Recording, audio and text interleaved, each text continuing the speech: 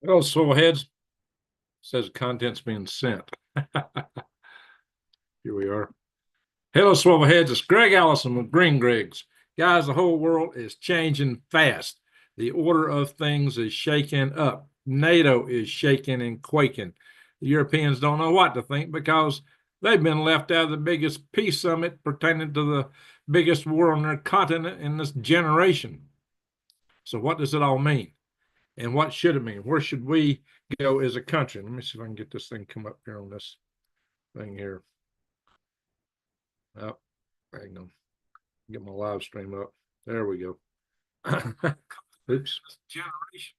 I turn it down. All right. Oh, we got quite a few people in the house already. Very good. All right, guys. So I'm coming in earlier than normal for a change. Mainly because I was going to do this last night and my battery just wouldn't hold up on my laptop. But anyway, that's a whole nother story. Here's what's happening, guys. And I'm sure you all know that Trump entered negotiations directly with Russia, leaving Europe out and even leaving Ukraine out. And that really says a lot about the new order of things coming, because really and truly in the world today, there's only three principal military powers: United States, Russia, and China. Not necessarily in that order, but maybe Russia, China, maybe United States, China, and Russia. But and if each were to go to head on head, it's all bets off. All bets would be off. They depend on a whole lot of different things. And let's hope it don't come to that. But a lot of us are anticipating war with China. But that in itself might be thwarted. Iran is still a potential flashpoint, and so is the Koreas. North Korea may launch something. So, we're not out of the woods, but things are looking better than they did in many regards, especially in the European theater from the American perspective. Not so much from the European perspective. They're not too happy the way Trump is going. But honestly, guys, it's like this. You got to ask yourself, the United States has been spending its treasure on Europe for a long time, long time, well over 100 years defending Europe. World War One, that was over 100 years ago. World War II, almost 100 years ago. We saved Europe in World War One. We saved Europe in World War II. We maintained Europe throughout the Cold War. The United States has spent a lot. In fact, the United States spends 2/3 of Europe's defense budget. Yeah, 2/3 of the money required to defend Europe is provided by the United States. That's in part how Europe's had been able to afford some of their social programs and afford to compete with us with automobiles and stuff. They sell their Saabs and Audis and Volkswagens and everything else, BMWs, and everything else here in the United States. But you don't see Fords and Chevrolets over there. You don't see our cars there. And it's pretty much that across the board. They sell us stuff. It's just like China and all these other so-called trading partners and allies we have. We defend them, and we buy their junk. It's not reciprocal. In fact, they've had tariffs on their stuff for a long time. So you really have to ask yourself, why do we defend Europe? What is there in Europe that's a strategic interest in America to the point that we would go to world war and risk our homeland being incinerated over it? What is there in Europe that validates us getting our homeland incinerated over some of those nations over there that don't even care enough to take care of their own selves?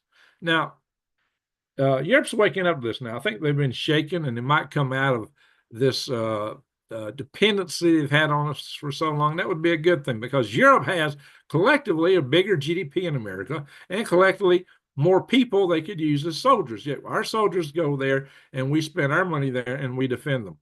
And say they don't have oil, they don't have mineral resources, they're not in the middle of our trade routes. All the trade is one directional. What is there?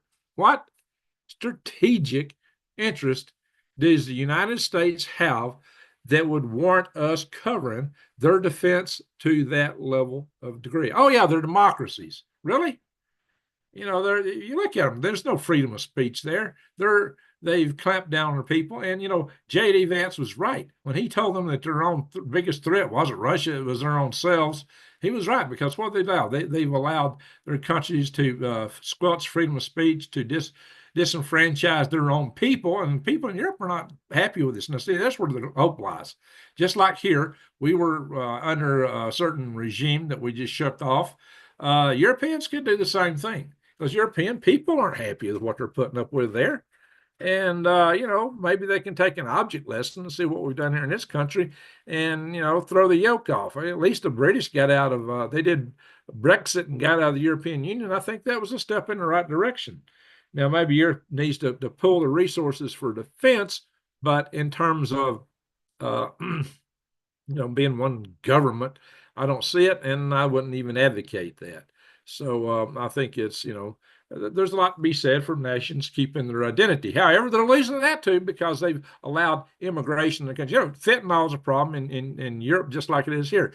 And the immigrants coming into Europe are a whole lot more criminal prone than the ones coming here in the United States. And yet their media covers up. You're not even allowed to talk about it. That's part of the lack of freedom of speech that people in that country deal with, or that those nations in Europe deal with. It's kind of sad to see what the people in Europe, the Europeans, are having to put up with from their own governments. So, maybe they'll wake up. That's why I chastise some of them, like Macron and France. I call them macaroni. Macaroni and Trudeau remind me a whole lot of each other. They're a lot alike. They could be blood brothers, for all I know. They're just too much alike. I'm not a fan of Trudeau, as you might know. But hopefully Trudeau will go. He says he's stepping down, so there's some hope for Canada. He did get an invite to the United States Governors Conference from Trump. I don't think he took that too kindly, but that's another story from my Galactic Greg's channel, maybe. So, guys, it's a travesty what's happening over there, and hopefully this will make Europe think up and take stock of where they're at, and maybe make themselves. See, what I said, there's 3 world powers. Europe could be a powerhouse, but Europe is just they've been too laid back, too happy because they've been living off the good graces of taxpayer money in the United States. But we're $36 trillion in debt. Why should we continue to pay for all that and a lot of other junk we've been paying for when we're $36 trillion in debt? So I think it's time to shake up the House. I think it's time that they don't get a seat at the table. Now, of course, they're trying to do their own negotiations and putting out proposals. But, they're probably not going to fly because Russia won't accept them.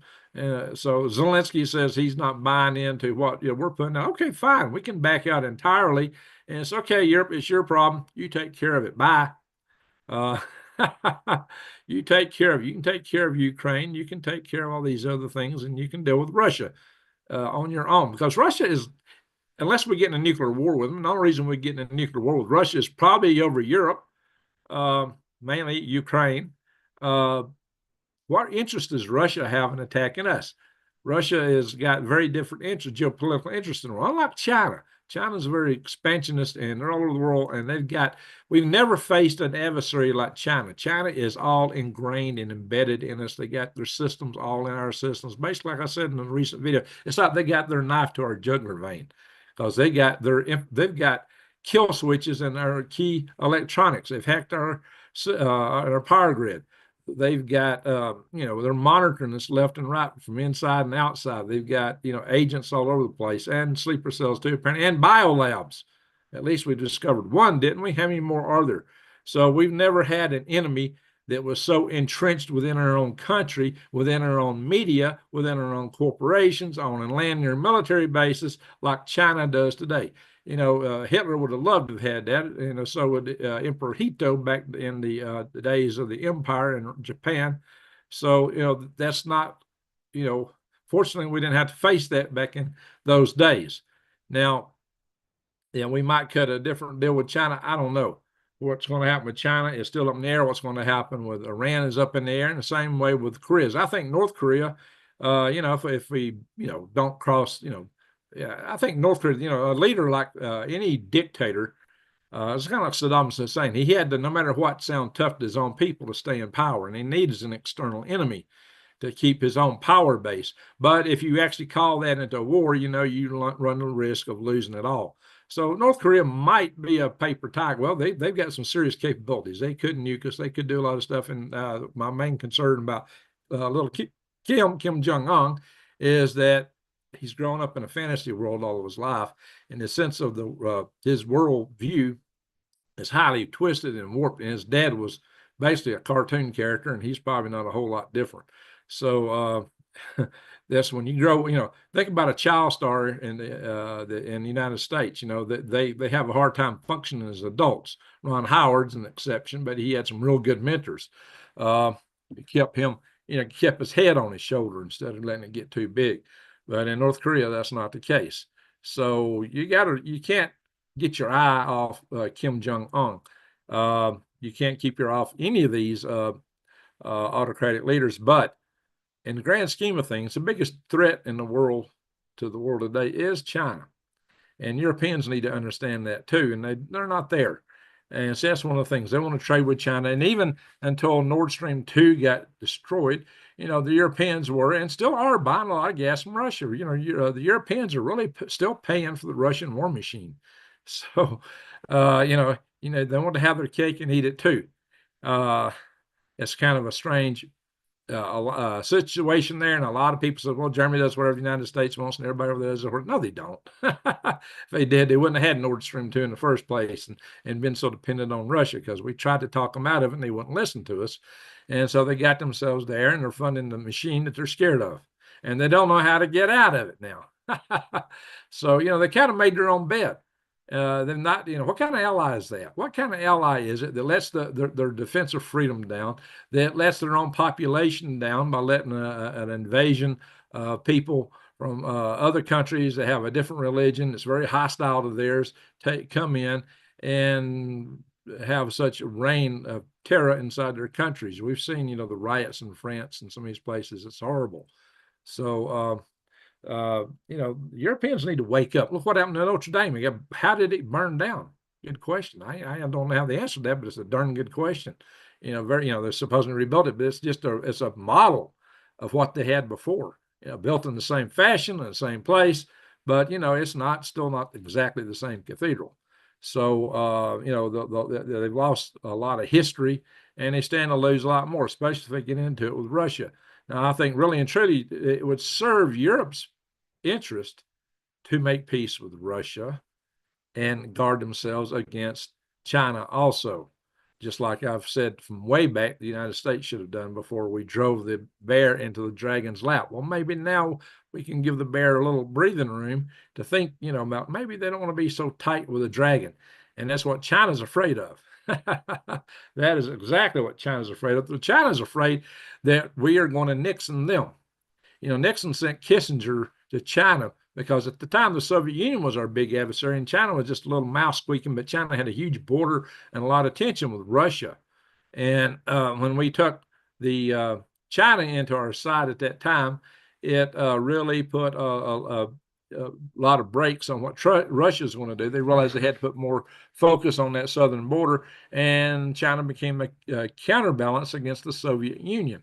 Well, today the foot's on the other shoe, and it's the other way around, and Trump appears to be positioned to take advantage of that. We'll see how that plays out. We don't fully know yet how negotiations are going to go. You hear various things about this, and there's a lot of chaff out there in the news media because a lot of the news media is biased and totally against this. And so they're really throwing a lot of dispersions out there saying this, that, and the other. But most of it is boulder dash, as Colonel Potter used to say back in the MASH days. It's a polite way of saying Bravo Sierra, if you know what I'm talking about. And that's what Rush Limbaugh used to call it, Bravo Sierra, or he would call it Barbara Streisand. If y'all remember Rush Limbaugh way back when. Anyway, guys, so that's kind of the situation in a nutshell. I'm going to go through some articles with you guys to kind of illustrate these points and, make a few other little points here. But that's where we're heading today. We're heading into some times. There's still a lot of uncertainty. We still have the potential for World War III. This whole thing could blow up, especially with Zelensky digging his heels in. But, we should just tell them, look, you don't make a deal, you don't get nothing from us. We tried to make a deal with him for some resources, but now, he was willing to do that. And now he's backtracked on that. And the United States is just telling him, look, shut up and sign the deal. And hey, by the way, quit bad-mouthing Trump. You're not going to get in his good graces by bad-mouthing him in the media. That's what J.D. Vance did. J.D. Vance is a real powerhouse. He's come out and he went straight to the Europeans and just laid it on the line to them like nobody would do. the stuff he was saying, if you said that and you were a citizen of Great Britain, if you know the United Kingdom or France, you'd be put in jail for saying what he said. But they couldn't do that to him. They had to sit there and listen to him at that Munich conference, and I thought it was beautiful. I thought it was great that he just laid, like I said, he laid it on the line to them. So we're in a new day, guys. We're in a day when things can change dramatically. Let's hope that it will wind up in peace, but there's always a prospect for war, and there's especially with China. So there's still a lot of reason to prep and get ready, to be ready. You know, it's like insurance. That's what it really is. And you don't just get your preps when the moment before it all hits. You don't want to be that last minute toilet paper prepper who's in the grocery stores at the last minute clearing the aisles out. And if you all recall, I actually went live when I went to Sam's Club back at the beginning of that when it was really started to hit the United States. I went and get some coffee supplies for my coffee fund at work that I was running, and it was late night. I usually pull up there, and nobody's at the store. I got there, and the whole parking lot was crowded. I thought, what in the world is this? And I went in, and all the way to the back of the store, carts were lined up to the cash registers, all the way to the back of the store, and every one of them was full of toilet paper and paper towels. I thought, oh my God! I thought it was so funny. I went live. Some people chastise me. Oh, we don't make fun of people for a while. But I was, oh, look, I already had my toilet paper and paper towels and all that kind of stuff. If they'd have thought ahead, they wouldn't have been in that predicament. So don't get yourself in that kind of predicament. That's my whole lesson there in that is, you got to plan ahead and think ahead and be prepared. And if nothing else, hey, you buying stuff at bulk, maybe you might get discounts, and you'll be ahead if you just have some things squirreled away. You never know what it could be. These days, wildfires, tornadoes, ice storms, hurricanes, all kind of natural earthquakes out west coast. The Cascadia subduction zone could cut free and put a tsunami up on the west coast. There's a lot of things that's just on the trigger. The LA earthquake's overdue. We got that volcano off the coast of Oregon.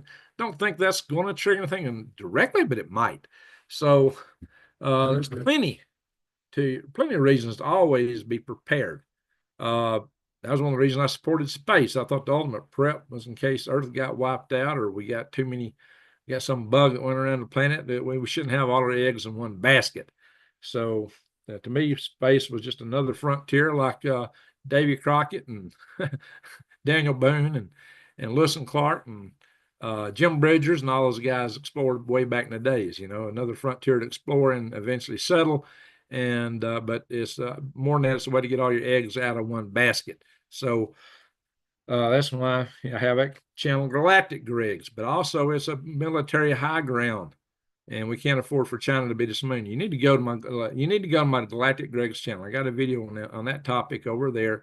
It's not got that many views. I think I worked on that thing for 2 years, calculations and everything. Now, I got tons of hours in it. I got probably 100 times more hours in that video than there is watch hours of people looking at it.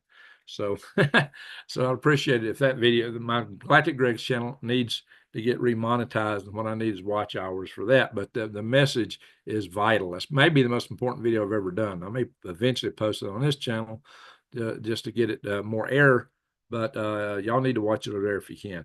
So all that said, we're going to go in here and do some share screens, look at some articles, then I'll go to the chat room. I got the chat room open just in case anybody throws in a super chat or something so I can recognize them. And then I'll read through the chat a little bit, scan through it here at the end. But we're going to keep it news focused for the coffee club guys in the morning, because we got a lot of other people be watching this thing. And we'll want to let them get a good solid news report here before we get into our own little internal chat. So let's see, I'm going to do a share screen. I think I'm going to the right place here, but not exactly where I wanted to start out. I'm going to start on space weather. So we'll come over here. Now, some people say, well, this ain't real. And, United States and Russia aren't going to make peace. And there's no prospects. Pooty is Putin on Trump. Yeah, I'm hearing all manner of stuff out there. Well, look at this. Look at this. Russia offering U.S. deal on natural resources and access to the Arctic. Wow, guys, that's huge. That is huge.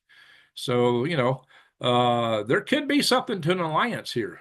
something really good could come out of this. So, cross your fingers. And it's not all, the dust hasn't settled. We don't know where this is going to go. I mean, Putin's got some demands that even Trump may not be able to go along with. NATO certainly don't want to see some of these demands met. But we also got some financial things to be worried about, some other stuff. Bank of America foresees a possible 40% plunge in the stock market because of the bubble environment that we've been in, because it's just been going up. We've had some little minor corrections, but nothing major. That's one of the reasons I encourage you guys to always invest in other means to store your wealth. And we know that gold has been a good one. I don't know if that's the latest price. Let me do an update on this thing. I hadn't updated this page here to see what gold's gone up. If you'd have bought it yesterday, when it would have been $100 cheaper per troy ounce. It's trying to knock into that 3,000 mark. But that's what's happening, guys. But this is if you consider gold and silver, a lot of forecasters say silver is going to be the surprise that's really going to shoot up. But I can't really forecast this. I said in the past that gold would go up, and it has for further forecasts. I don't want to go on a limb because there's just a lot of uncertainties, but it has been historically a great store of value in uncertain times, and we're still in uncertain times. And you can go to Defy the Grid. That's the website here I'm looking at. Defy the Grid here, and you can buy silver. You can buy platinum, you can buy gold, you can buy it in rounds, you can buy it in bullion. And they got this great little price deal in here that if you can find a better price anywhere else, it says call them, they'll meet it or beat it. And when you call them or go on the website, use the discount code Green Greg. That way I get 1%, and then you'll get 1% off too. So that's all it gets, 1%. But it's turned out to be the thing that more people go to than anything else I've ever promoted. So I just don't even talk about the other stuff as much as I used to. Although it's seed planting time, guys, y'all need to, it's time to buy your seeds. So I highly suggest you use my links to Eden Brothers and Tree Market. I'll be showing those more in the near future here. But what I really like is the gold backs here, just because you can put them in your wallet. It's gold, pure gold that you can actually stick in your wallet. Anyway, enough for that. Like I said, Musk was talking about why are we American taxpayers covering 2/3 of Europe's defense cost? See, that's a good question, but I've been asking that for a long time. I didn't know it was 2/3, but I've even for earlier values, I thought we were paying too much. I thought we were putting too much out there. I thought that when I was in the Army back in the 70s and 80s, late 70s and early 80s. I was of that mind from the get-go, and I haven't changed my mind about it because it just didn't seem to be fair to me how they would compete with us economically, and we had a huge disadvantage in that. So if y'all think that I'm wrong, if you think that the United States should continue on the same path with Europe is today, put a 1 in the chat room. If you think we need to pull back a whole lot, put a 2 in the chat room. I'd like to know where you guys are at on that. I can see those numbers as I scroll across the screen here in a minute. So without having to spend a lot of time reading every comment. So we're going to go through some of these things real fast. NATO country ready to send troops to Ukraine and fears of a surge in escalation. So this is Great Britain talking about this. France has been talking about that. But mainly what they're talking about is peacekeeping troops on the right behind the Ukrainian troops on the border and rear areas, with the idea of, if Russia had attacked, then suddenly they'd have to attack NATO forces. Now, Russia says they would not go for this. Russia says absolutely not. They don't want any European countries in besides Ukraine and Ukraine. So this is not a given that they could do this according to the peace deal. Jesse's 1.5. Okay, Jesse. Hey, tell us a little bit more about that. 1.5. He's almost 2, but not absolutely in full on it. Okay. So everybody is free to express whatever opinion you want to in here. You don't have to agree with me. So I do believe in freedom of speech, but be respectful. This is a family channel, no cursing, everyone. If you get in there and start throwing out bad language, the mods are going to get you. So don't forget the thumbs up. Thank you for that, Jesse. Jesse's one of my great supporters from way back on here. Now he's a neighbor.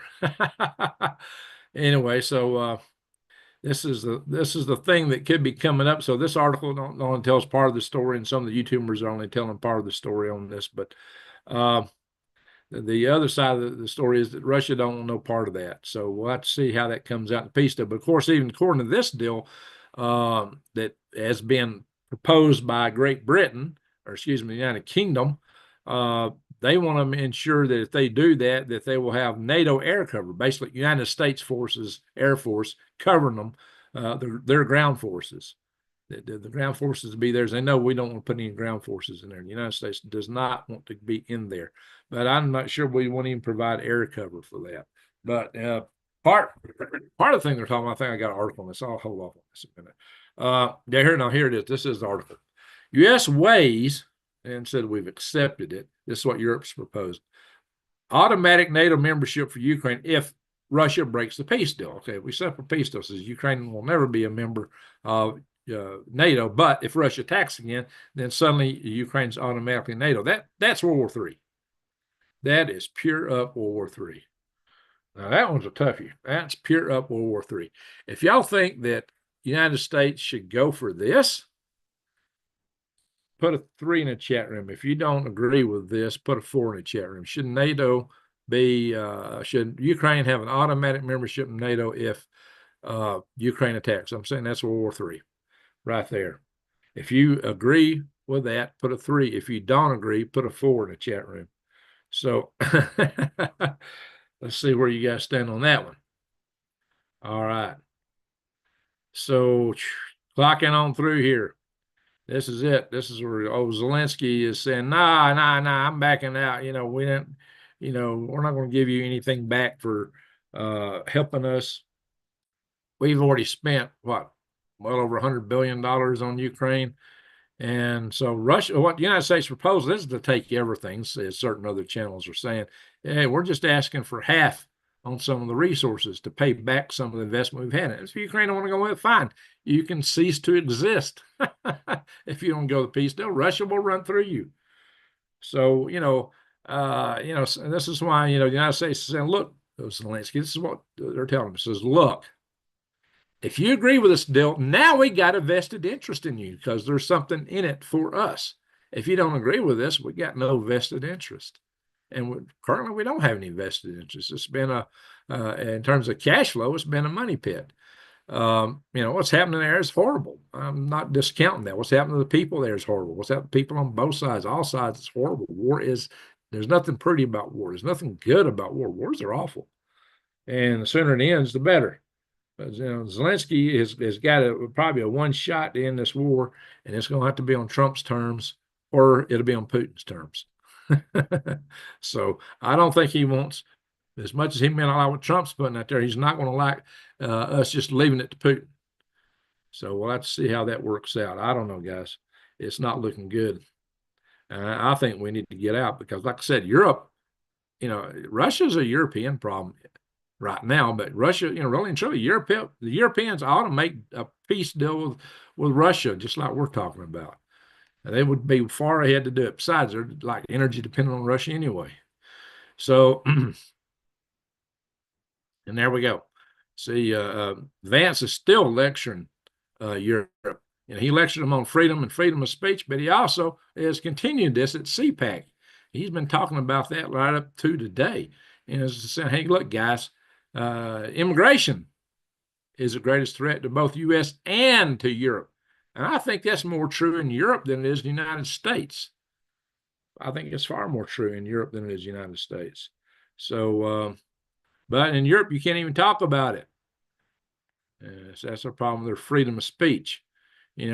That's because they got lured into the house of Klaus kind of philosophy, the European Union. Anyway, then you guys over in Europe, y'all need to rebalance that set of mindset. Y'all need to shake that loose, in my humble opinion. I know we get some Europeans in the house. If anybody's from Europe in the house, tell us where you're from. Europe preps. Oops, let's jump popping up here. But the Europeans talking about sending a big defense package to Ukraine. Well, that's up to them. It's time they bone up if they want to and belly up the table if they're concerned about defense there, let them cover it.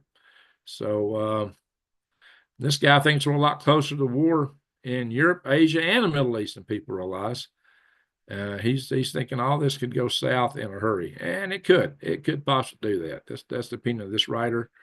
I'm not going to go into it in great detail because you've probably been hearing this on Canadian Prepper and a lot of other channels.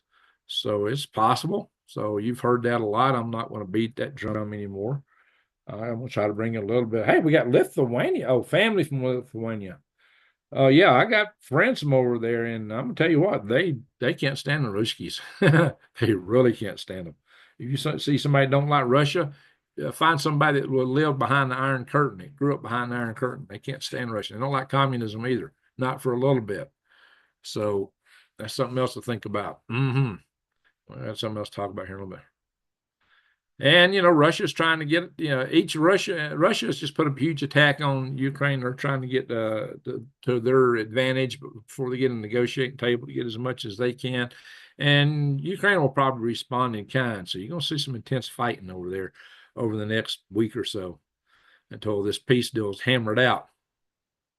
And Germany, Schultz says Europeans will not accept the demilitarization of Ukraine. Well, okay, then stand up and take care of it yourself. Maybe the United States should just dust their hands and say, guys, we're out of it.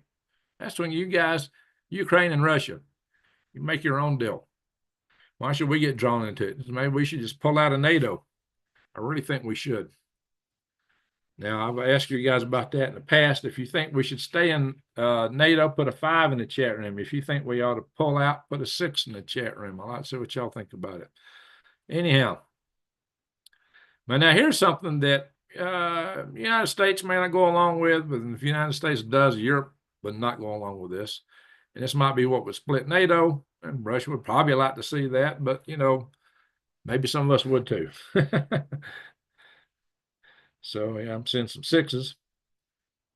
So there you go. Pull out of NATO. Why are we over there? That's why. And there's also, I'll show you a little bit. There's now a bill being put forth to pull out of the United Nations. I think that's even better.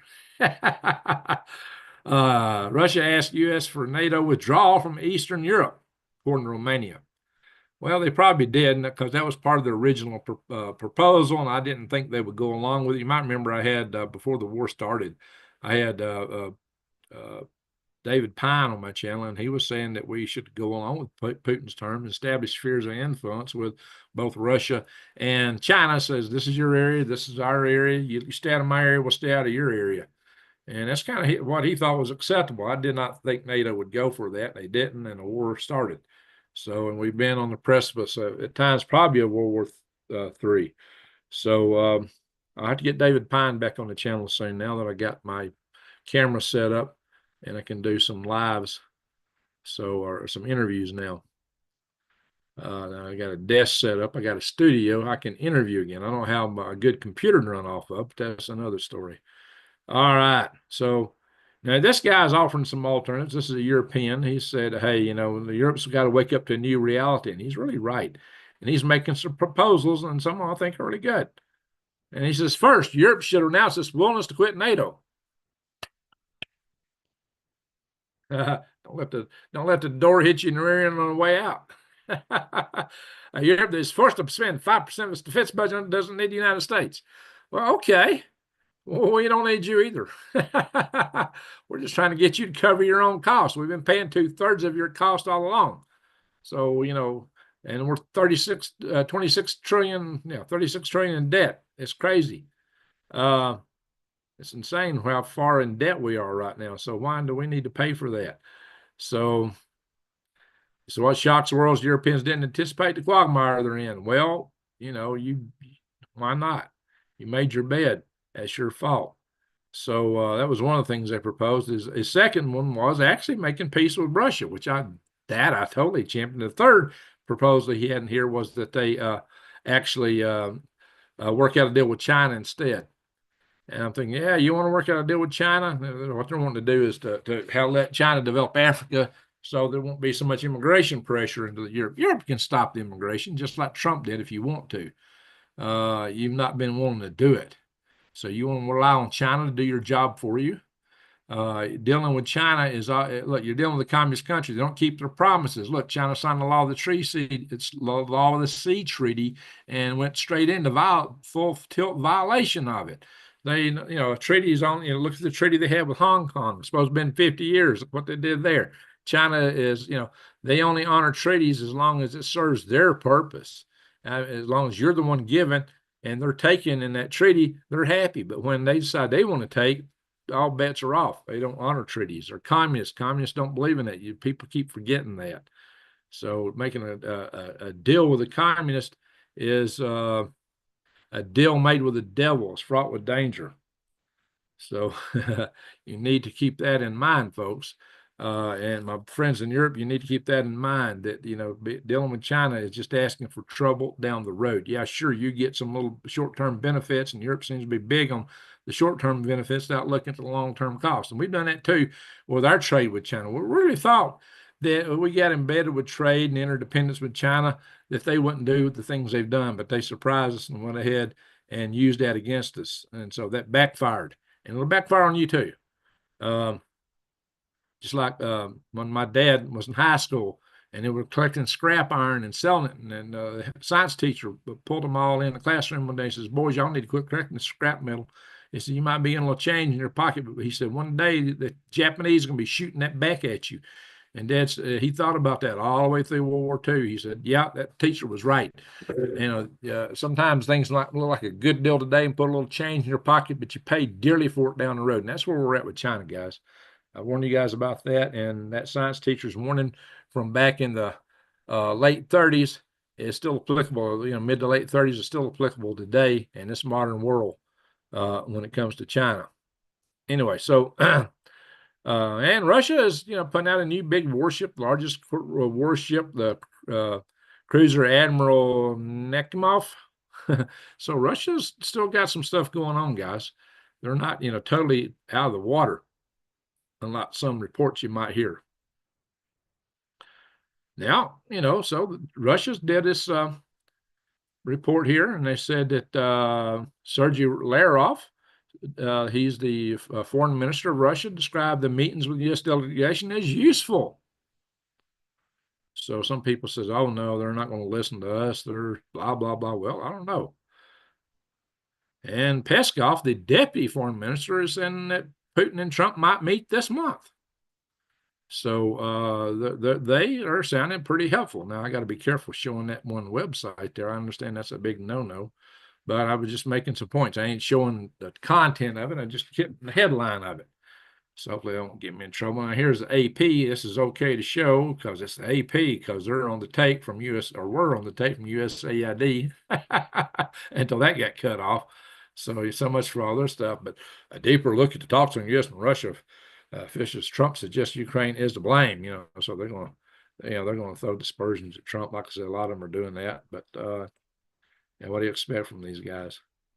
So, but Riyadh, the top U.S. and Russian officials had their most extensive high-level meeting.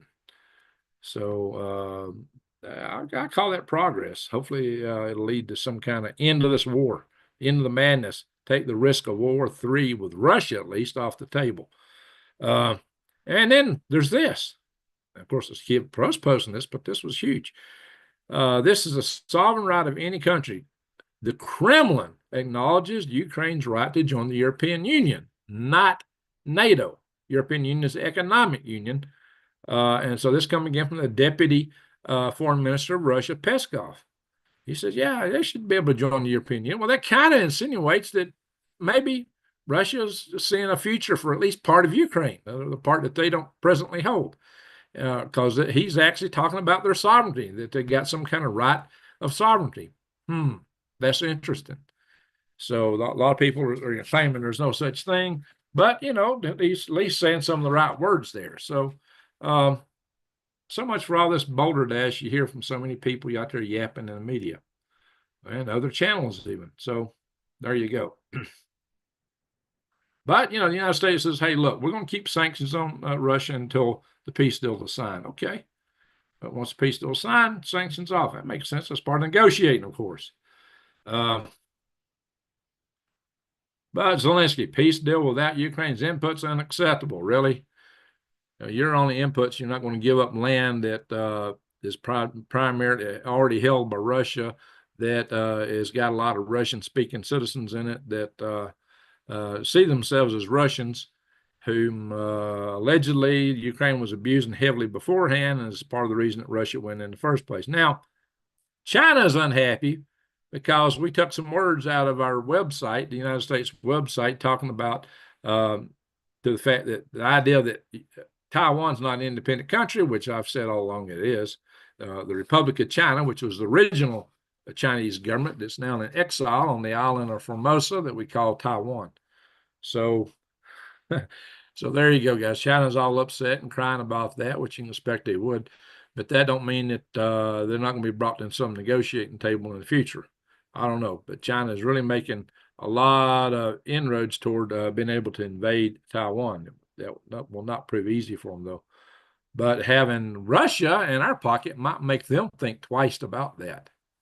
Or even if it's not in our pocket, even if it's just a partial, peace détente between Russia and China. China's still going to have a little uncertainty about, what kind of ally they got in Russia. And that's all we need, is a little uncertainty there. An invasion of Taiwan would cost us greatly because so much of our economy is built today on the chips that we're getting out of Taiwan. We're too dependent on that one little island that's got a huge threat of invasion. And China, so they're making a lot of noise about that right now. Oh yeah, by the way, guys, I'm worried about what China could do if they go to the moon first, if they get there before us, especially since we're seemingly not so clear on what we're going to do with our moon program. So I put out this video on my Galactic Greg's channel, and it's how China can rule Earth. We're talking about, iron rods, ruling with an iron rod, but iron rods from God, from the moon, and how destructive they could be on Earth, and how you really couldn't stop a Chinese moon base. Once they get something set up like that, they could really rule space and Earth too. That's covered in that video in great detail. So check that out. Go to my Galactic Greg's channel.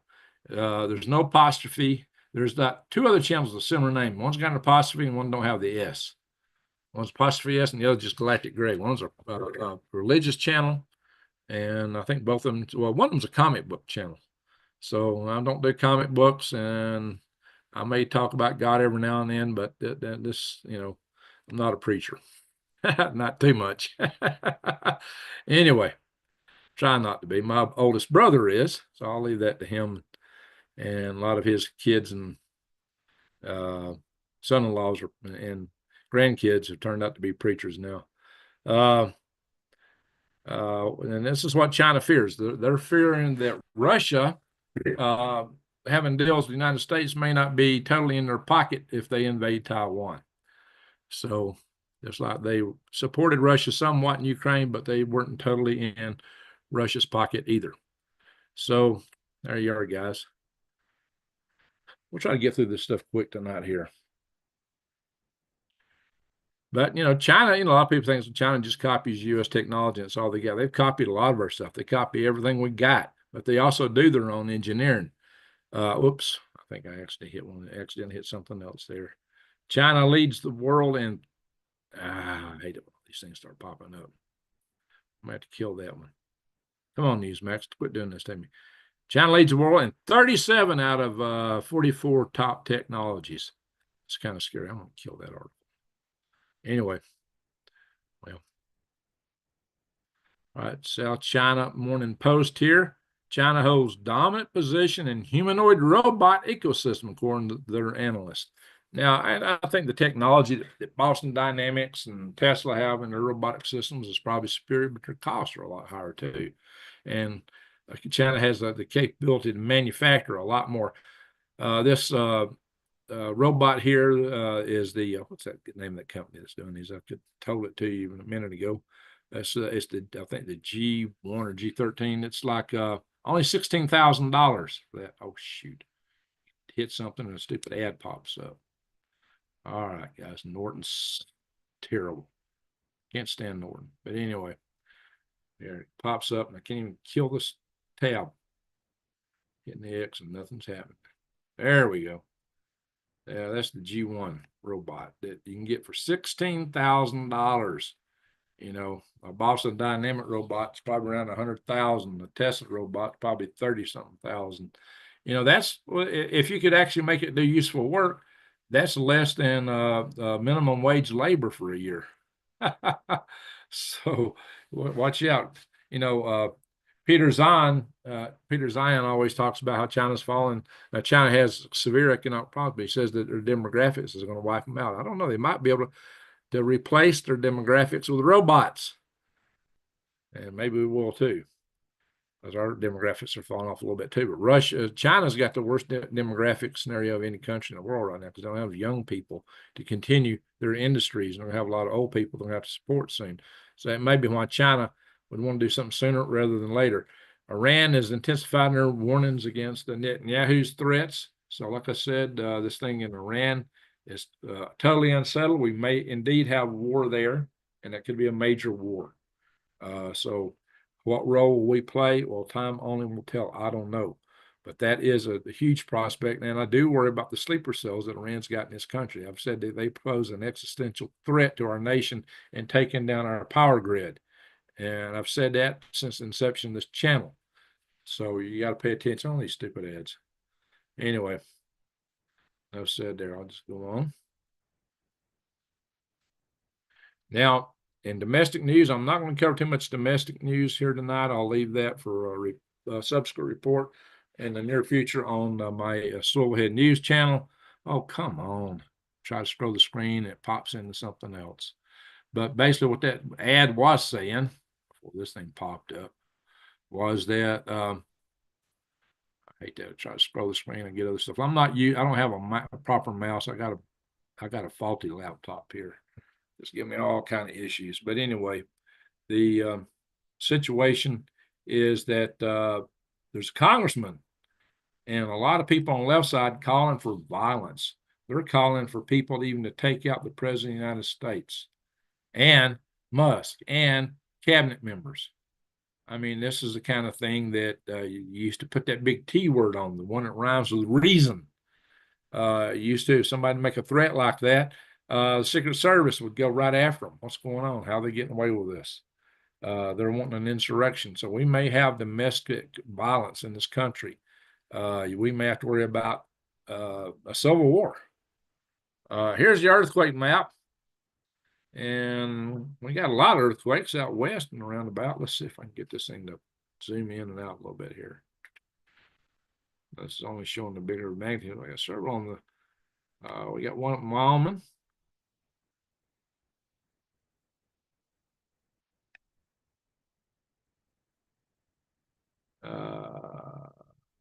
Close to Little America, Wyoming. And we got some over here in Nevada, California area, Carter Springs, Carter Springs, Nevada, 3.0. Thorne, Nevada. Oh, we got one right on the San Andreas Fault, Pinos, California. And yesterday there was quite a few right here at the San Difuca Fault. This little pinch point here gets a lot of earthquakes. Let me zoom back out. I'll go global here, see if Puerto Rico is, hey, look, I always say the Puerto Ricans are happy people. They're always dancing. I think that's just, they're shaking the island. They're dancing so hard down there. Anyway, we got one little recent tumbler here. And Vanuatu, however you say, 5.1. These are very active earthquake regions. Tonga, remember that big volcano went off undersea in Tonga? Tokyo, yeah, Japan's always in Indonesia and Japan. This whole ring right here has got lots of earthquakes in it. Pretty common. Pretty common. Trying to get this screen to scroll. It don't want to scroll. Anyway, okay. This computer is highly challenged. Anyway, guys, they think we may be getting a second peak in our solar max. It's kind of dying out. One side of the sun, the southern side stayed active. The northern side was behind. And so they expect there may be another peak popping up. You can see this cycle is already bigger than the last cycle. And so, we thought all these cycles were going to be going down, but the sun woke up again this time. So those that thought we were on the trend line toward the grand solar minimum, maybe they weren't as on to something as they thought, or maybe it was abbreviated like I did. I did a video talking about how the last cycle was so short that you usually get a more intense cycle following that, and indeed that's what happened. So now that might be an anomaly just because of that. We might return to the grand solar minimum scenario, but I don't know. Jury is out. So there is, let's go on down. That's the sunspots we've had all together. And that's the business ought to be in flying gizmos on balloons and selling them. I mean, balloons I used to fly. You always see them advertised on here. Now, if you look at asteroids, we got one coming in today that's going to be between the Earth and the Moon, but it's 80% of the way toward the Moon, so it's not going to hit us. It's not that big. It's only 4 meters. And it's not going that fast. It's only 6.7 kilometers per second, unlike some of these other faster ones. So I'm tempted to think that one and this one up here, right above it, and even this one up here, about 2 meters, this could be rocket stages or something, or just a small, maybe some chunk that got knocked off the moon. Let's look at this orbit, see what it looks like. I bet it's kind of close in. Let's see what it looks like. And looked at this one. Let's look at the orbit of Uranus, see what this little guy's doing. This is a small asteroid.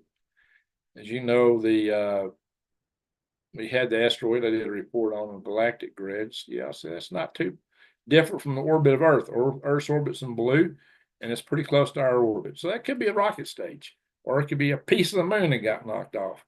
But that is not your higher energy asteroid. Like I said, oh yeah, the astronomers for a bit thought Tesla's car was an asteroid. the Tesla car that Elon launched on the SpaceX rocket. Y'all remember that with a mannequin in it they called Starman? They mistook that for a asteroid for a bit. So those things happen. Yeah, that's an asteroid that totally burn up the atmosphere. Now in 2032, there's a small chance that one might hit us. The chances went higher than when I last did my video. It got up to 3.1%, but now it's back down to 1.5%. And as they do more studies of orbit, it might get even lower. Yeah, we got some cold temperatures. Memphis, a lot of snow in the country. My friends in Huntsville were telling me they still had snow on the ground down here in this area. I don't have any snow here. It got up in the 60s here today. I think it got up to 66, but it's going down to 20 tonight. So we'll get some cool temperatures tonight, but not as cold as these guys down in Kansas City, -4. -1 up here in Mitchell, let's see, in South Dakota. So the real cold air is right here. This is the real cold air right here. So that's moved down. Oh, we got -1 up here in Glasgow, Montana. Yeah, hey, Alberta's not looking too bad. 30, 26 in Calgary. That's Fahrenheit scale. We got Arnold Smith in the house. He goes by centigrade. That's what they use up there. Just to look here. Phoenix is 57. Let's make it zoom in a little bit down here. Flagstaff's 23 already. So you see the difference between Flagstaff and Phoenix? Alpine over here is 25. So we got this mountain ridge through here called the Mogollon Ridge. Everything up here is high altitude, cooler, and everything down here is in the oven. People in Arizona refer to this area as the valley. Well, I'm circling right there. That's where it's hot, and down in the valley. Holbrook's 35. I went up there today to try to get some tag for my truck. I'm having some problems with it. I don't get a 1-month permit.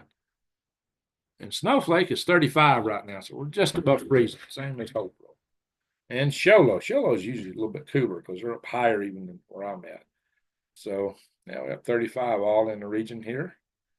And so I guess our good friend Jesse Mills can tell us what it is at his house. He's not far from there. So back when 2 or 3 years ago, 4 years ago, I was reporting a lot of snowflake temperatures, and I went to a farmer's market in Show Low, and I saw that most people there were just artisans. But there was one farmer there that had actual produce on the table. Now this is in 2023. And I asked them how, and they had garlic. I said, well, how? Because I grow a lot of garlic, or had been doing. I said, I got some here. I hope I can set out and get restarted. I hope it ain't messed up because it's in a tub right now. But I asked them, I said, hey, how does garlic grow up here? And they said, it grows great. And then the woman looked up at me and says, you're Green Greg's, aren't you? And I said, I am. And she says, wow, no wonder you keep talking about Snowflake. She couldn't figure out why I'd be talking about Snowflake. Look, Hunt's Patch is 16, colder there than here. 19 down in Birmingham and Montgomery is 25. Mobille's 32. Alexandria, Louisiana, 25. Lake Charles down on the Gulf Coast is 28 degrees. Check that out, guys, 28 degrees. That's cold. Jacksonville, Florida is 37. Tallahassee's freezing down here on the Gulf of America, 32 degrees. Savannah's 30. So up in Ohio, 21 for Brian Perendi. Come up here and look around. And so Wisconsin's 5 and 3, and Minnesota -1 in St. Paul, 3 in Walker, -1 in Morris. Hope Brian's in the house. Oh yeah, Brian gave me a nice little radio. We opened it here in a previous video. I don't think he was in here, but hopefully he's got back and saw or opened his package. This in this package here, nice little multi-band international kind of radio. New York, 21. Pennsylvania, you got 21 in Erie and 19 in Reading, 17 in Pittsburgh. And Bangor, Maine, 21. Burlington, Vermont, 16. Ottawa, 7 degrees. Well, we got some cold temperatures here.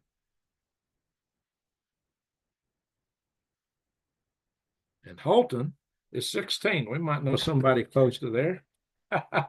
16 degrees in Holton. It's 14 in Caribou. 12 up here in Edmonds. Okay. So we can see this. There's, guys, global warming is about to freeze us to death. So yeah, I hear some people say, oh, it's just local. It's all just down here. The rest of the country, North American world is hotter than normal. But I've been seeing reports of the biggest ice pack in years right now around the North Pole. Let's see, was that it? Yeah, let's zoom out a little bit. Look at a few other countries. We got anybody here in the house from some other countries? You want to see some other place? 33 in Wasilla, Alaska. Yeah, we got to go up to Alaska.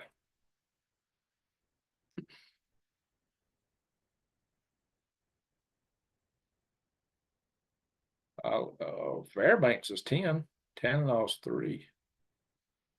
Anchorage is 28. Homer's 35.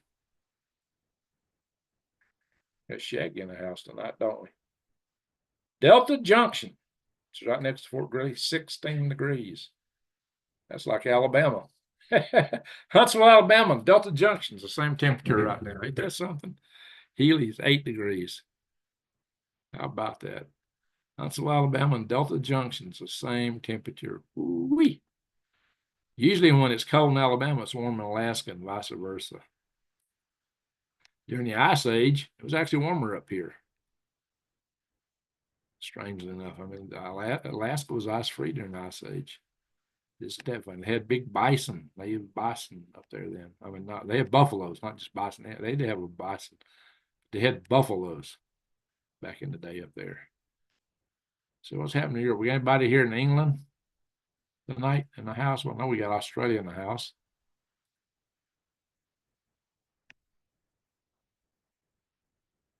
Hey, Shaggy. Yeah. It used to be tropical. Well, there was a time 50 million years ago when they had alligators up in the North Pole because there was a methane bulge that heated up heated the earth up quite a bit out of the ocean. There's a lot of frozen methane and hydrates in the bottom of the ocean. A lot of that stuff melted for some reason. They're finding a hot spot in the Pacific Ocean. I wonder if that's what's driving the La Nina and El Nino. I had a guy tell me a long time ago they thought there was some hot spot on the Atlantic, on the Pacific. Now they're finding there may indeed be something. All right, Birmingham, England is warmer than Birmingham, Alabama. They're 53 degrees. London's 55. Well, yeah, yeah, they got a heat wave coming right up through the middle there. That's good for them. Be thankful you got a Gulf Stream still, right? Denmark is 41. We get people from Norway in here a lot. Stavanger, however you say that, is 44. Oslo is 34. And yeah, we get a lot of people in. I get somebody from Norway in here a lot. You get on up there, 26. Well, shoot. There's nowhere in Norway that's as cold as Alabama right now. Isn't that funny? Isn't that funny? Up here where all the Russians got all their stuff. Military backup, military bases. Murmansk is 19. That's a major naval base for Russia. Murmansk.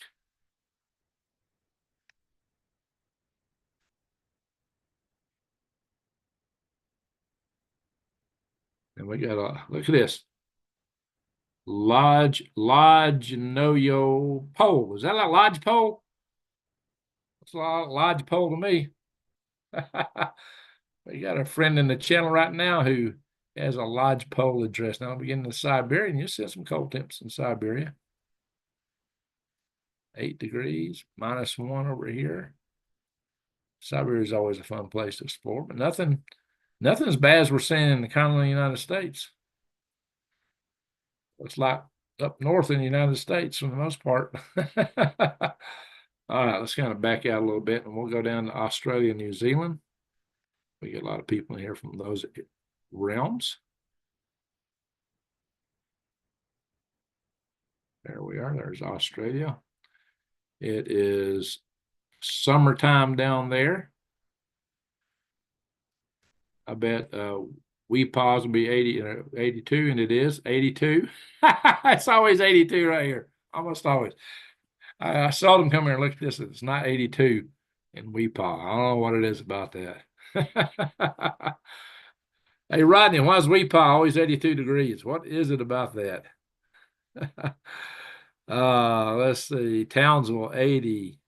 Bundaberg, 77. Brisbane, 73. I believe you're in Queensland, right, Rodney?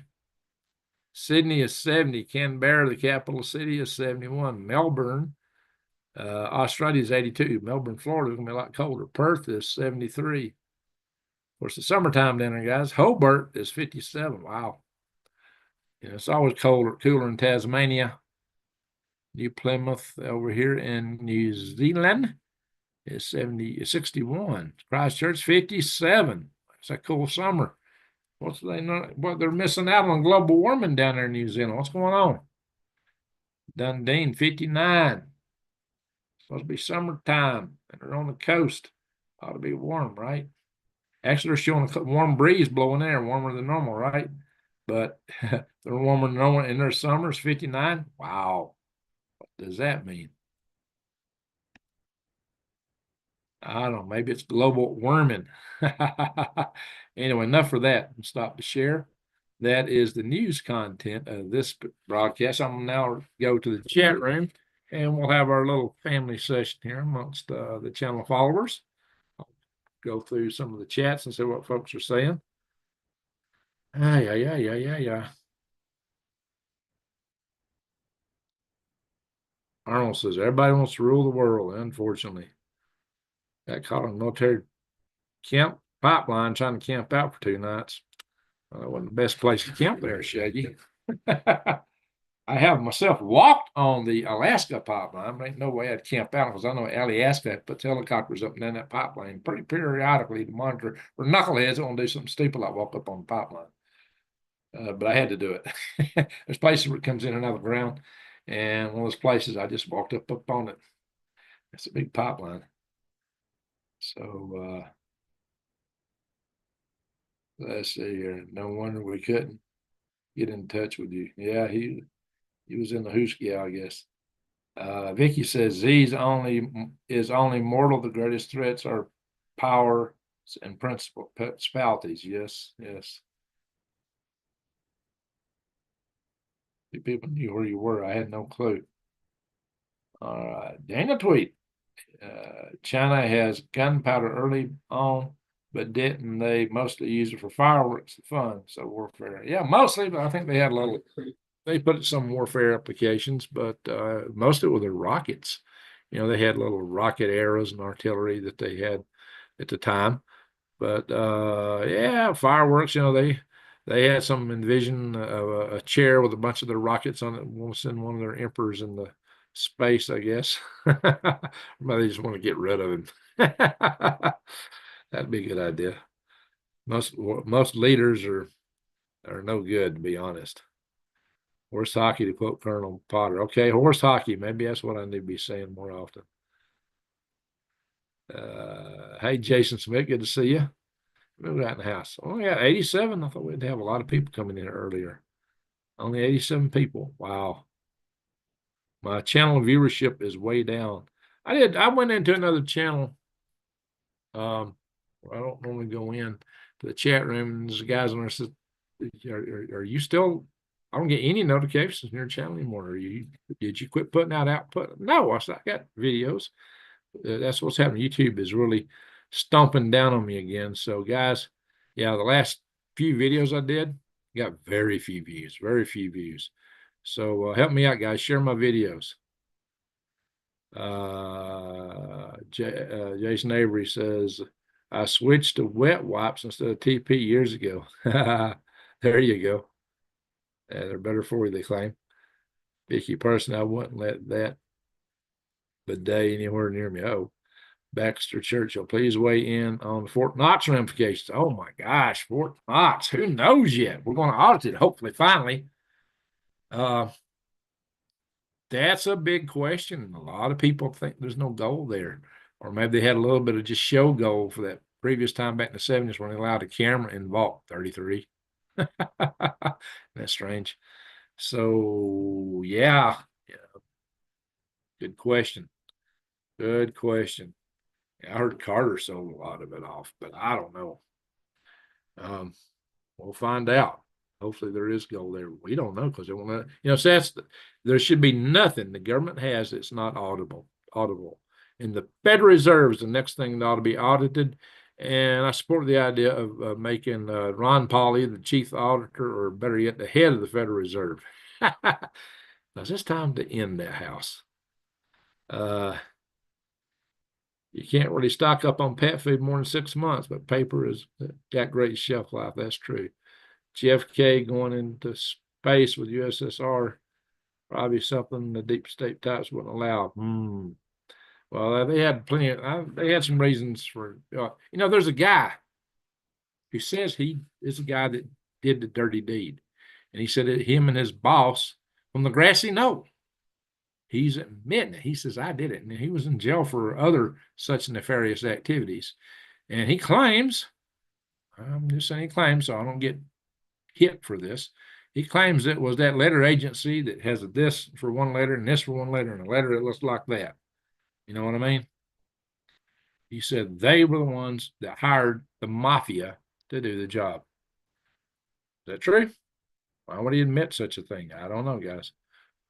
And he said that Oswald was a patsy. What did Oswald tell us right before they took him out? I'm a patsy. Well, so what happened to him? And the guy that took him out. Strange business, strange business. And see, that's probably why they want to hide it. They don't want that coming out. But, maybe all this stuff will come out now. Yeah, Elon can ask the question. Yeah, they're going to have to bend over and get audited now. I've been curious about Fort Knox, says Katie Moyer. Since we dropped the silver certificates. Yeah. Well, that was kind of strange. And wasn't it that first act of Lyndon Baines Johnson when he swore in from president, first thing he did, and he was still on the plane where he got sworn in, is he revoked the silver certificates. Is that weird or what? Hey, Cha-Cha, thank you for sharing my Galactic Greatest channel. Oh, is New Day's not in the house? I don't see her. We are bound by treaty. If we want out of NATO, we have to take an act of Congress. Yeah, well, Congress might go with it. We got Republicans in both houses. Of course, they said they might withdraw. It may be time to split the sheets and divide the hickory nuts. Let's see, Arnold. Let's see, Peppermint Patty. How you doing, Peppermint Patty? Hadn't seen you in a while.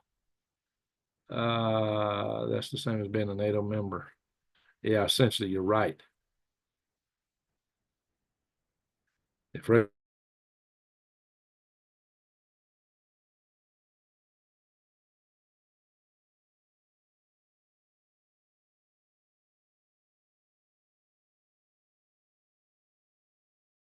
Stray Kid and I've been there, I remember Dan and someone else because I hit the pad. Oh, we've had that occasionally. We've had some people making good comments, and some of their comments got taken out or got hit. So if you do that, unhide them or let me know that y'all done that to somebody so I can go back and fix it. Sometimes it is easy to hit a key wrong. Saying that the European politicians neglected their world history, especially the causes of the First World War. That's right, Jason. Amen. Guys, Jason did a live session last night. I just missed it. I think I got there just after he finished it, but he was planting his tomato seeds in the coldest day of the year, hopefully in his house or greenhouse. So he's got a great channel. Check him out, guys. A proposed member of NATO cannot have an ongoing conflict. Well, that's true. That's true. Right now, who knows what they're trying to do? Just putting European troops in there, and if they get hit while they're there, they may try to invoke Article 5. That may be another reason not to have them in there.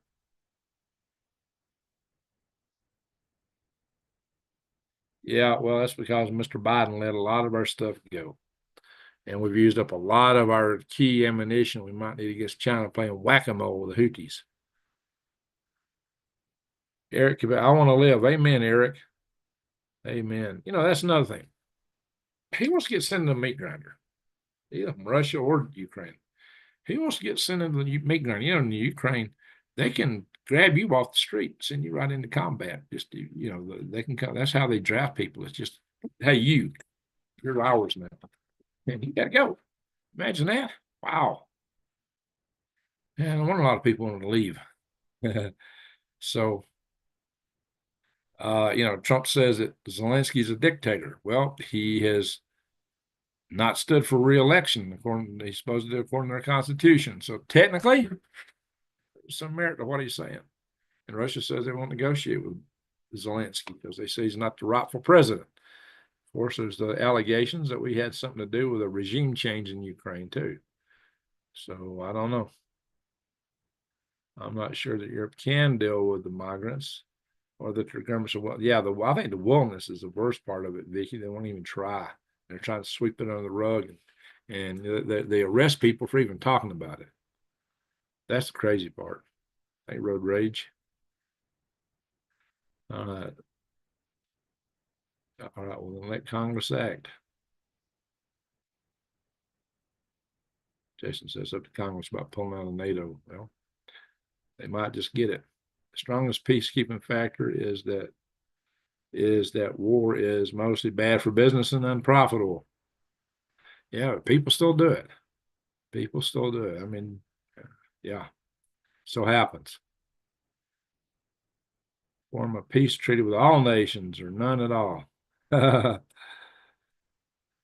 Arnold Smith says, what chokes me up is that DJT has Dr. Death. Oh, walking the streets. Yeah, that guy needs to be put away.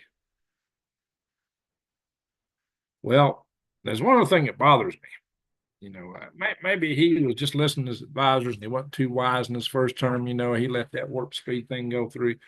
But if you remember when they announced the Stargate thing, or whatever you call it, the new big AI computer push, which is mostly a private initiative. You had Ellison there talking. Ellison was talking about them modified genetic things that you would take a poke with, how they could advance that, come up with one for everything under the sun. Now there's talks about giving these things to our chickens so that because of the egg shortage, the Hegelian dialectic, where if you want a solution, you create the problem that will take you toward the solution you want.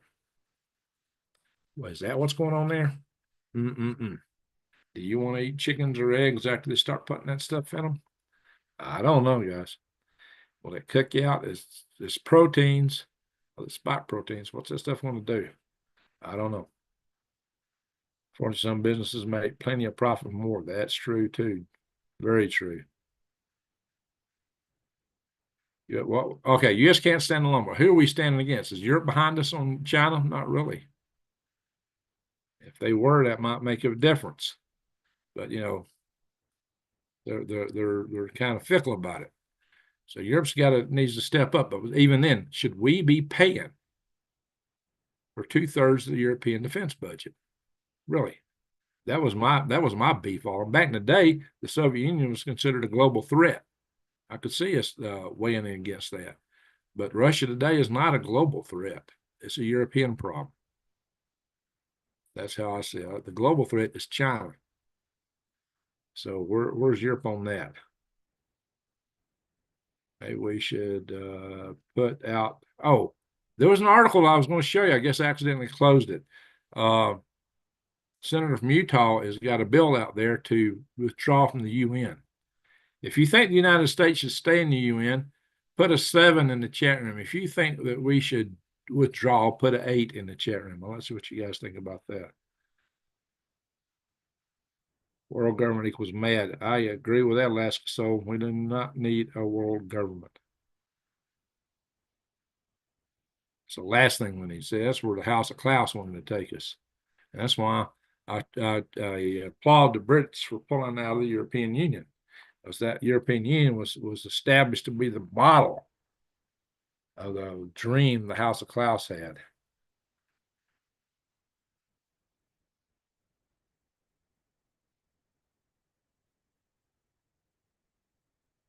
Hey, look, you know what I said? I said we could shut down our entire DOD, just make sure everybody in America's got a bang bang. If we all got a bang bang, know how to use it, ain't nobody gonna come over here.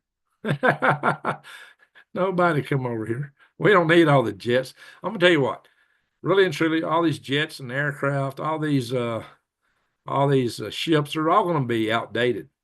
China's coming up with methods to track our submarines, and our submarines will make up for our aircraft carriers that run around. Our submarines will be fine.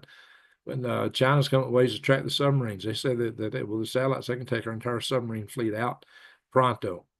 Can they? I don't know. But all these big items, big expensive defense items, are vulnerable. Why? Drones and missiles, guided by balloons and satellites. So, guys, the whole way we've done defense in the past is probably outdated.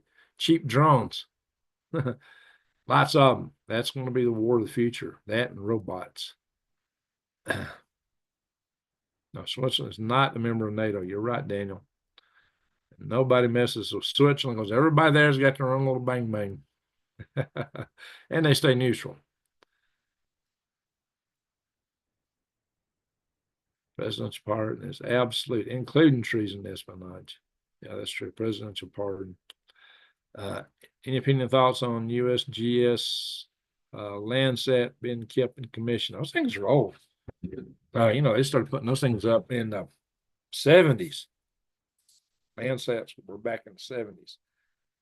Through the 80s, they've been putting a lot of them up, so they made them, they've updated them. And we've got more powerful satellites. They're useful. They are useful. They've been used to help to monitor crops and a lot of things like that, disease in crops. They're useful for agriculture, for managing wildlife. They're useful. But is there better technology out there today? China's just come up with a new spy satellite. They claim that they can see resolution down to 1 millimeter. Heck with telescope.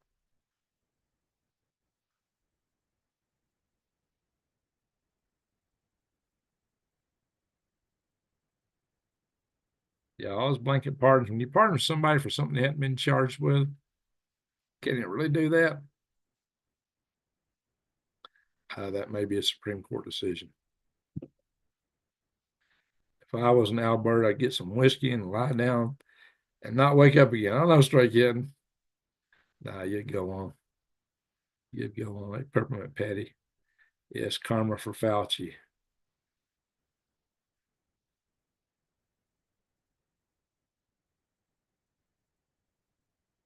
Let's see, Jason was a guided missile cruiser using 174 vertical launch tubes for its main armament. An Aegis cruiser has 122 by comparison. There you go. See, that's what I'm saying. They got a huge battleship, huge cruiser there. Yeah, Jason is a naval guy. He can tell us all about the naval aspects of this stuff. I got to get him on and interview him again one day. Yeah, we do have more in common with Russia than China. Now, I've dated two Chinese women. And I turned Hal 5 over to a Chinese guy. Well, he's from Taiwan, but he's still ethnically Chinese. And there's good people in China. They're smart. A lot of smart people, a lot of good people. People in China don't even want the CCP. It just is thrust upon them. If they could get rid of it, they would. And maybe one day they will. But we do have more in common with Russia. I've been to Russia. I've been to Moscow. The best international trip, maybe the best trip I ever made anywhere was to Moscow. I enjoyed myself in Moscow. And I went to their space museums and things. I enjoyed that trip. I really did. Today, if I was over there, I would probably there were a few military guys that would sit around. I was wearing very American clothes, just like watching me. They didn't do anything. They didn't say anything. They didn't get up and say nothing, but they kept an eye on me. Oh, Lord. I've been to Italy. Italy really seemed like a foreign country more than Russia to me. I felt more at home in Russia than I did in Italy, believe it or not. Italy was weird to me, especially walking on the streets and everybody saying, excuse me, excuse me, excuse me, for excuse me. It's all you heard is excuse me, excuse me. Reminded me of that grade B science fiction movie back in the early 60s with giant ants was running all over the world. And that made all the ants were saying me, me, me, me, me. Except, Italians were much smaller than those giant ants. It just seemed weird to me, but that's just me. It's a good country. I did see the Shroud of Turin when I was there. I was in Torino, Turin. I saw the Shroud of Turin when I was in Italy. So, torpedo tubes are a bit over the top for such a large ship, but a dual propulsion system, who knows? It could give power to turn fast. Light and sound weapons. Yeah, those are good for short distance speaking. Missiles are long distance. And the best lasers are still only good at short distance. They'll be good for anti-drone, the last ditch for incoming missiles, maybe, but that's the last ditch. In my humble opinion, I think the internet is talking to Greg in the ad. It was a nursing home ad. Oh, no, I ain't going there anytime soon. Oh, no. Is that what it was? The whiskey would be to feel warm enough to fall asleep in the freezing cold. Oh, no, Stray Cat. That's scary. Don't do it. They can try, but it would be appealed to the higher court. Yeah. All right, Jason.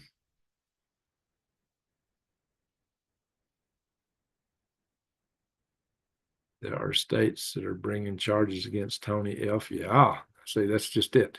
That's it. The pardon is only for federal charges. So strike in is colder in Huntsville, Alabama right now than it is up in Alberta.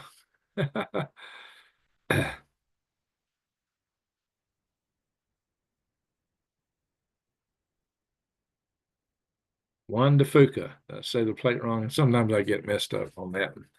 Juan de Fuca. That's right. That's on that little plate that's caused a lot of earthquakes. What do they call it? I call it San Juan or something. Juan de Fuca is the right name.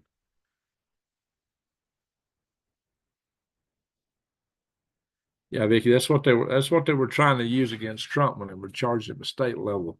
They didn't want him to get pardons from so-called felonies for a little bit of bad bookkeeping.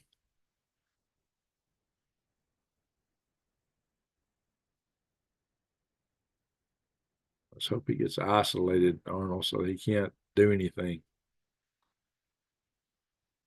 Ring of Fire. That's right, Vicky. It's the Ring of Fire.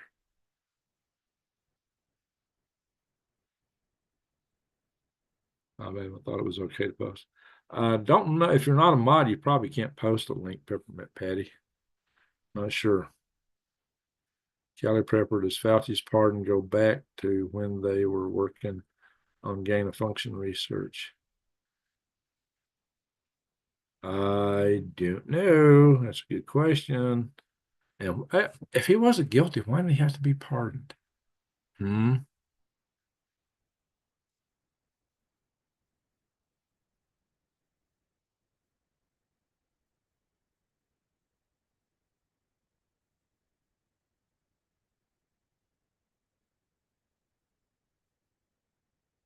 Thank you, Alaska Soul, for posting the link to my Galactic Greg's channel.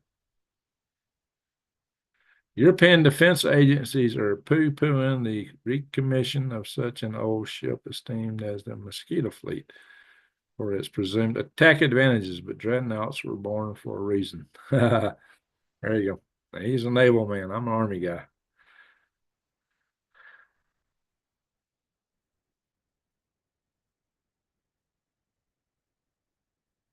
Tells me Fauci is going to fall down a manhole. Oh, maybe he'll take a flying lesson like certain people we've heard of over in Russia. 30 degrees. Okay, Arnold, you're at 30 degrees. Let's see. I don't know what it is here right now. It's probably we're going to go down to 20 tonight, so we're probably knocking on that right now. I get microgreens from the farmers market here every Thursday. That's great, Daniel. Well, I used to raise quite a bit of microgreens and sell them at farmers markets. So microgreens are extremely healthy for you as they're more nutrient dense, far more up to 40 times more nutrient dense than a full grown plant. So if you want sulforaphane, which forms your glutathiones, you better consider the broccoli microgreens. They're some of the healthiest things you can eat. 33 in Wasilla. Let's see. So you're in Wasilla, Shaggy? Is that where you're at now? You can say hi to Palin for us. You ever seen Palin? She was in high school back when I was in Alaska. I never saw her. 9 degrees in Canton, North Carolina. Wow. You're colder than I am, Alicia. Talk on this phone so we can get non-mods talking as well. Now you're in here on 2 different IDs, right, Shaggy? My dad served up there in the 50s. We're in Alaska. Yeah, so many people in tents in Alaska while illegal immigrants are living in luxury hotels. 30 degrees in Area 51. Oh, okay. Yeah, that's right, Jason. You're from Area 51. Forget. 53 in San Diego. It's cold for us. Okay. Yeah, down in Southern California, that is cold.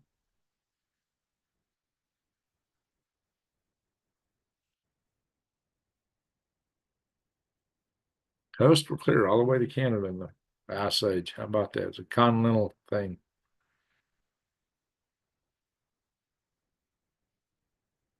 Yeah, there's not tipping over. Never has, and it's not going to do it.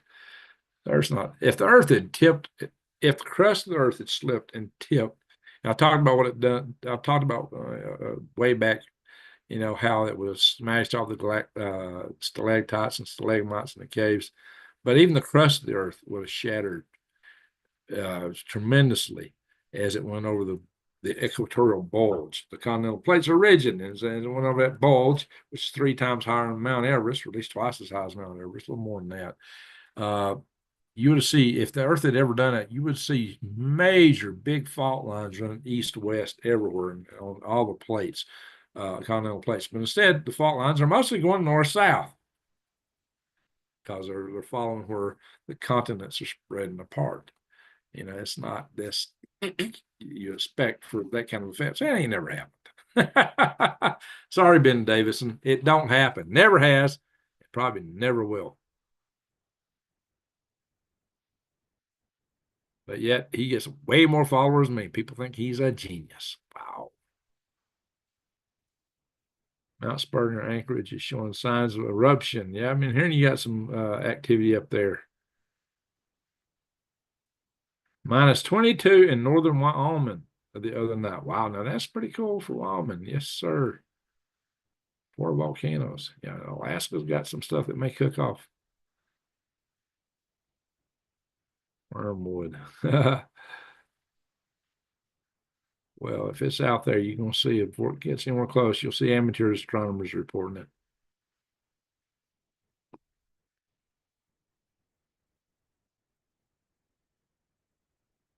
They've been waiting for a war since the first found this show. Well, I'm hoping we don't have a war. I'm just warning you guys of the potential of it, just to be ready. It could happen. Well, there is a war in Europe right now. The North is always hot. Talking about the Weepaw, why 82? What is it about 82 degrees in Weepaw? Almost every time I look there, it's 82 degrees. Maybe the thermometer's stuck. Well, they're right on the peninsula, so there's going to be whatever the water is there, and it's a tropical water. So I think 2 times I was there in Weepaw wasn't 82, but it's almost always 82. That climate controlled town, I don't know, maybe. Yeah, maybe one of these days I have to go to Weepaw just to see what that place is. You ever been there, Rodney? You ever been to Weepaw? Baxter Churchill, no more chemtrails or Trump in office. That'd be good to know. I stuck my warm toe into the world. Okay, Shaggy. Sanatory earthquakes. Yeah, that's a major volcano there. They believe it, at 1500 BC, it exploded. That was a big volcano. The whole island blew up. And all these little islands you see around, those are the crater rim islands from the big volcano that blew up. And there's some archaeologists who postulate that was responsible for the plagues of the Bible. Now, maybe it was blown up in time to be coincident and cause those kind of events to help Moses get out. So the Israelis, well, they weren't Israelis. Well, what were they back in the day? Hebrew people. But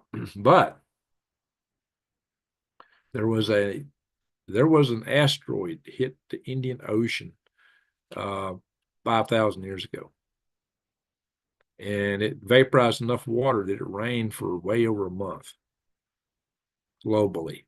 Heavy, drenching downpours all around the world for a month. And there were tsunamis around the realm of the Indian Ocean. Timing and the effects matched the accounts of Noah's flood. These accounts are worldwide. So, but that was not a global goal of the continent tsunami. So, no, it wouldn't have shattered the stalactites and I keep trying to say stalactites and the stalagmites in the caverns. Always asleep. Always miss you. Well, Adam, you got me tonight, but I'm going to be ending here in a little bit.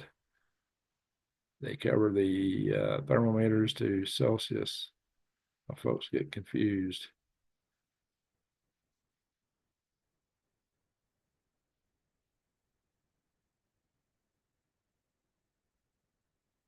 Yeah, I see. Alaska Soul and Shaggy are one and the same.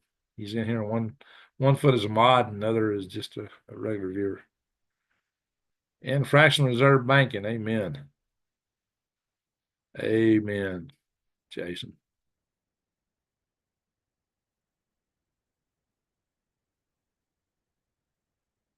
I was not going to distill it. He's on the audit it. Can't audit and still at the same time. May not be nothing to still no way. Everybody's making all these nefarious claims about him just because he's trying to audit stuff. He's got read-only rights to what he's audited. See, tellurium we need for bismuth telluride.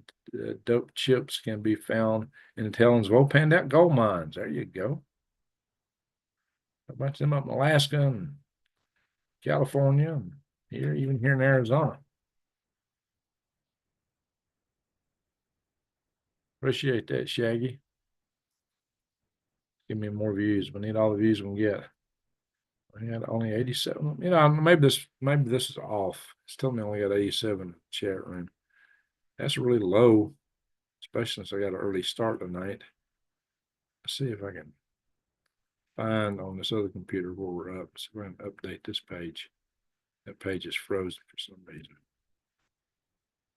If I can hit an update on that, maybe I'll get a report of where we're at on chat.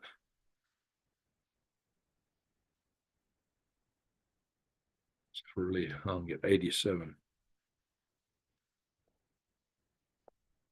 No, it's not telling me. That's that. 88. Yeah, I guess that's pretty close. Well, shoot. Not too many. Well, it's taking a long time to read through all these. You guys are chatty tonight.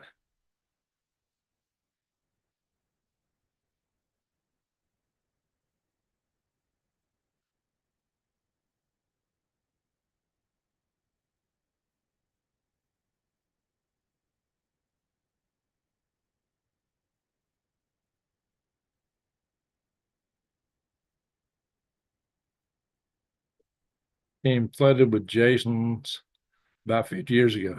Yeah, we do have a couple of Jasons in here tonight. And a couple of Arnolds. One's first name, one's the last name, right? Arnold Smith and Jason Smith. Okay, a couple of Smiths. A pair of Schmidts and a pair of Jasons. With an overlap between those sets. And Jess and Bean. For that green screen? No, it's just my wall paint. Could use it as a green screen, right? Oh, it's something kind of cheery. Hey, I'm Green Greg. See, I'm wearing green and got green in the house.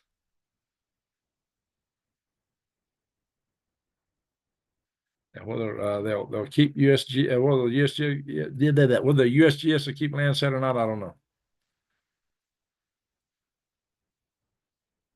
Bubble that bath edition of Green Greg's for you on board. Ad brought to you by Finding Greg at Date Foundation. Might get a volunteer or two out here, Shaggy. That's funny. I'm reading too slow. I got to catch it. Ants have hive mind. That's right. And that's what we're worried that where House Klaus wanted to take us for certain implants. You got to be careful with this stuff, guys. Oh, yeah. The Chinese have come up with an implant that's way beyond anybody else's brain implant that communicates two ways. That's another area the Chinese are ahead in. 10-inch equator rain in the cold. What? It was 10 in Ecuador. Oh, 10 in Ecuador. Hey, Slee, how you doing? I can handle the heat as long as I have ice water. There you go.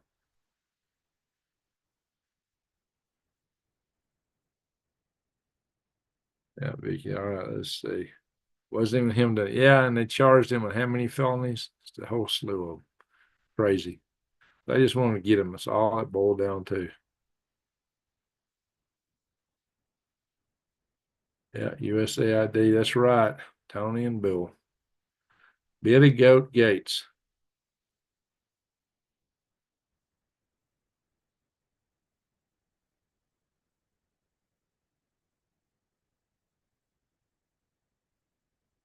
With a ground pounder, imagine putting your armor in small groups the way the British attempted to engage in North Africa versus concentrating power the way the Romans did.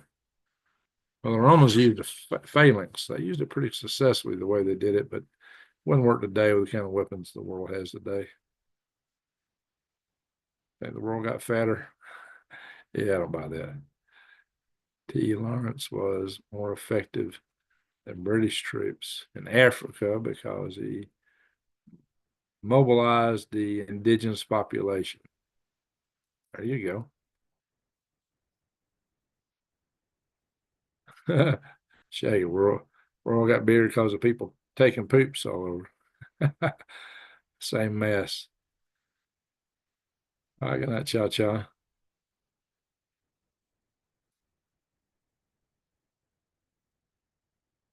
Trying to go to the equator. Let's see.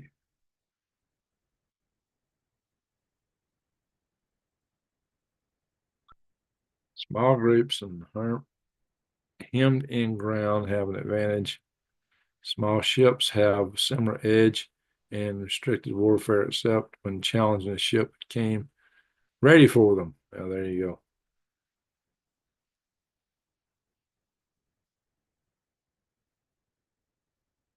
Is what the pivot point is, our Arnold Smith, but that's not one.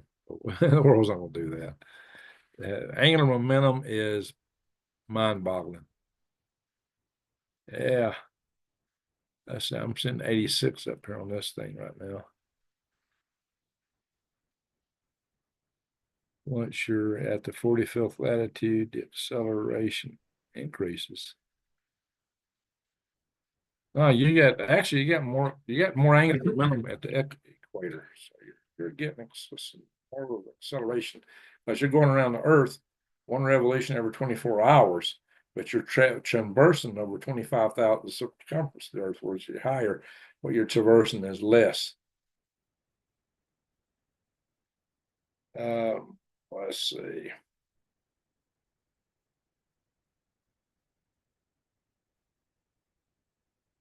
Hey, Rachel Lee, how you doing? Yeah, still got a little swelling on my ankle, just a little bit. So I don't know if this blood clot's still in me or not. It's not like it was, so I assume it's dissolving. But I still get some pains, and sometimes I'm laying in bed at night, my hip will hurt, or my leg, and my heel sometimes where I've had plantar fasciitis. It woke me up real bad one night. I was hurting bad. That was been several nights ago now. Adding the thermostat. There you go. ADO spring ones. That's right, Jesse. I've been snickering about DJ Chi revoking some people's security clearances. There you go. I agree with that. That's a good thing. Hey guys, Kash Patel got approved by the Senate to be the head of the FBI, and he claims he's going to release a certain list. But a lot of people are running for cover. A list of names for people who visited a certain island, if you know what I mean. Flew on a certain plane. They sold something express. You know what I'm talking about?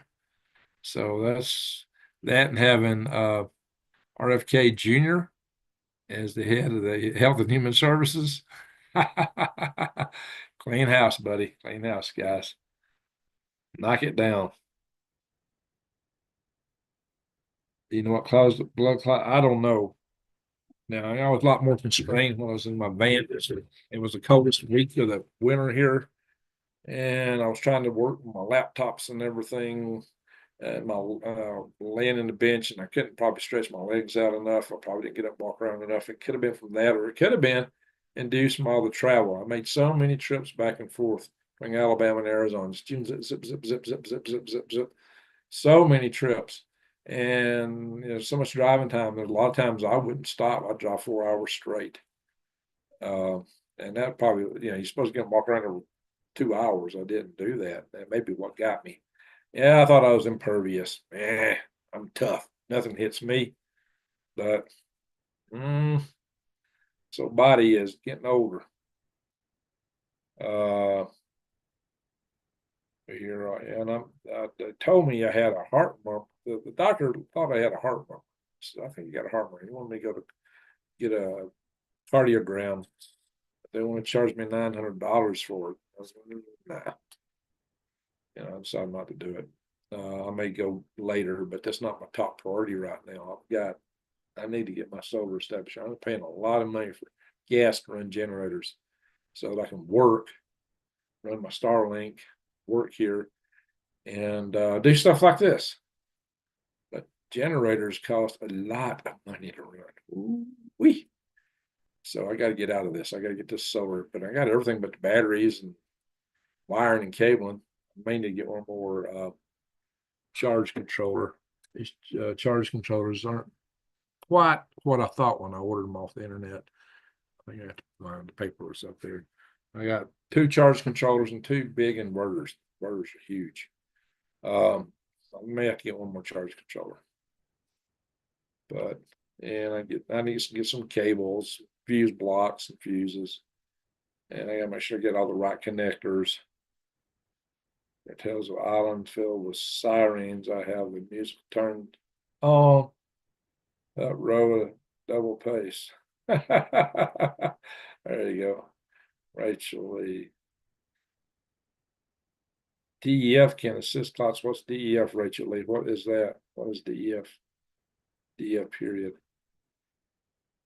Nash has a reputation for being unaccusable. It's my own opinion that he was so opposed. Nash. What are you talking about there, Vicky? The velocity of the North Pole is 0. Yeah, the angular velocity, pretty much. The equator is actually it's about 1,100 miles an hour. I don't know, but the equator, right at the equator, about 1,100 miles an hour. And the closer you get to the equator, see, it actually helps a launch vehicle. That's why we launch in Florida. Further south you launch for, if you're launching the equatorial orbit or just trying to get in the Earth orbit, you can use the Earth's velocity to assist you.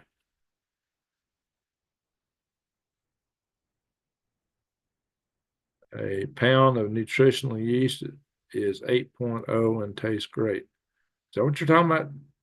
Nutritional. Oh, mash. You're talking about mash like they use for making liquor? Yeah. Chris Baker, how you doing? Cash, not mash. Oh.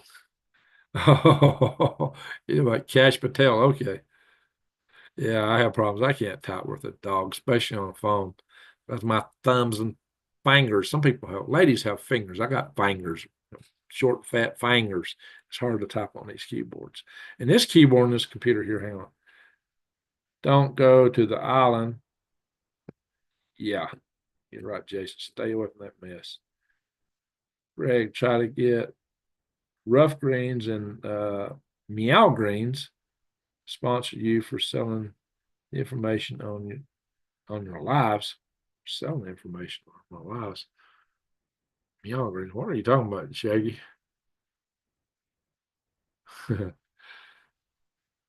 That's not mash. Okay, so you're not talking about the kind of mash that you'd ferment to make whiskey out of. Okay, that's good to know. I can't handle alcohol. It makes my heart go to the racetrack. So I don't drink.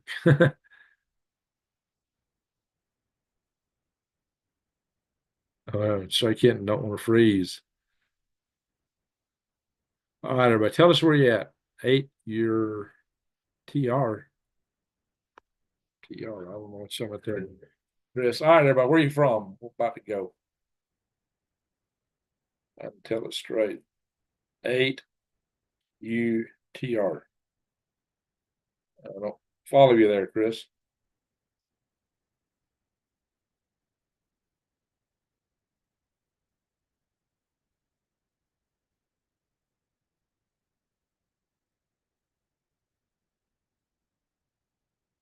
Thank you, Jason. I smoke the butter. Yeah, I can't do that stuff. It's illegal federally. I do work as a contractor on a federal project, semi-federal anyway, subcontractor. Thank you for the thumbs up, Jesse. New Orleans and happy Mardi Gras. Hey, Marsh Rabbits.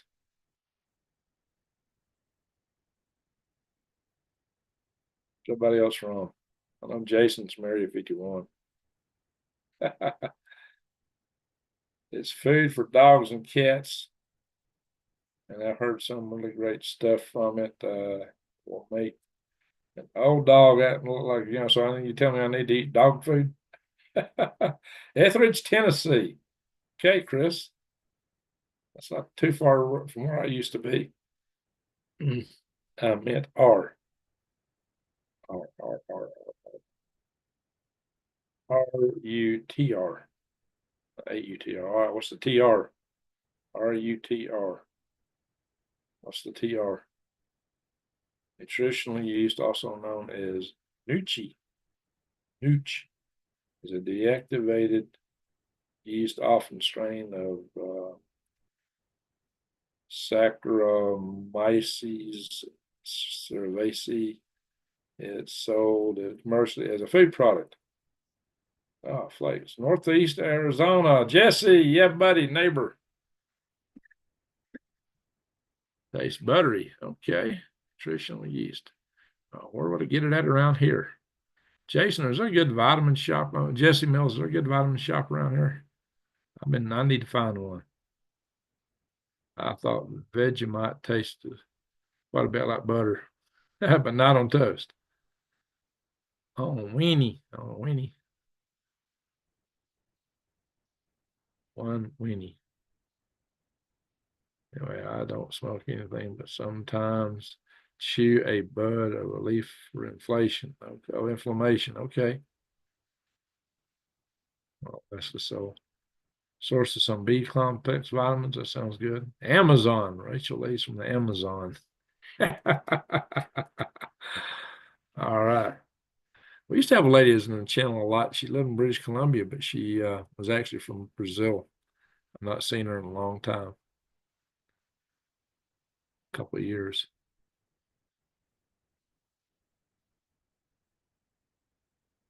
I think she had a strong interest in me, and I would talk to her on the phone, and it would be like listening to a hurricane. Couldn't handle it, talking to her.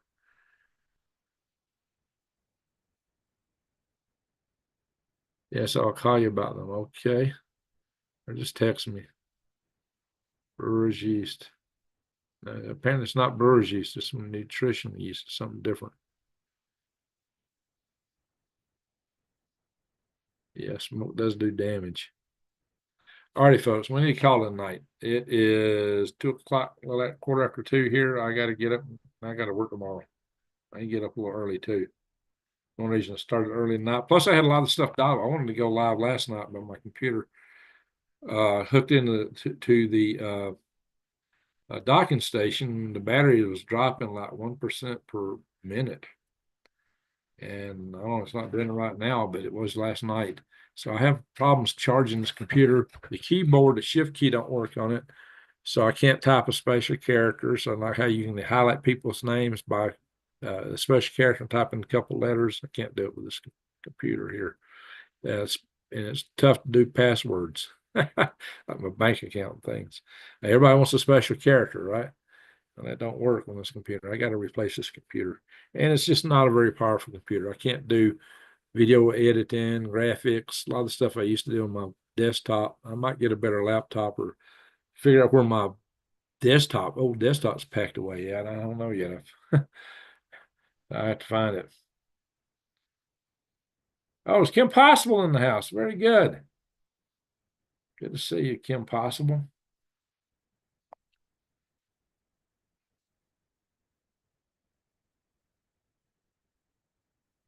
Brinja is very good for you. There you go. Rachel Lee Hugs. Well, thank you. Probably use some nutritional yeast is available online, mail order. Okay. Not sure what it's called. Nutritional yeast. I don't know what you search for. It was a good source of it. So since I'm not broadcasting from my phone, I can check PayPal. So if anybody sent me anything, I'll give credit where credit's due.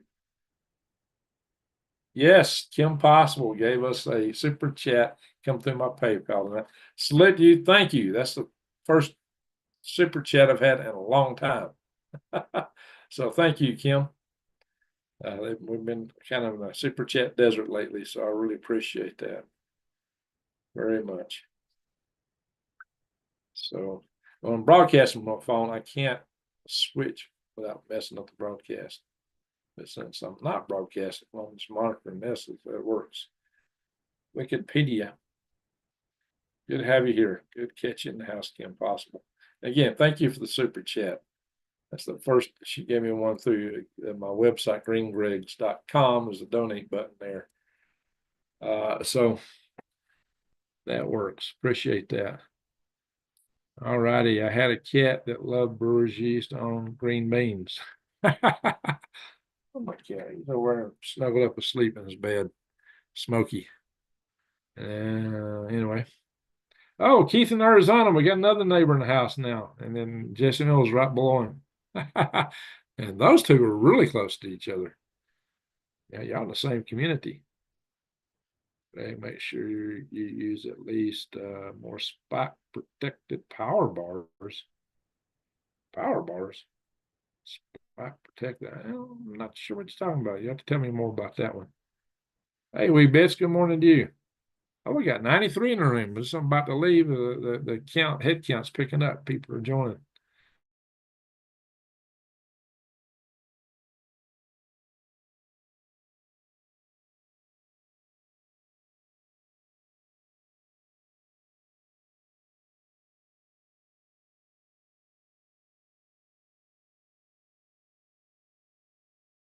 It's a serious problem. Yeah, you have a beautiful sleep. Because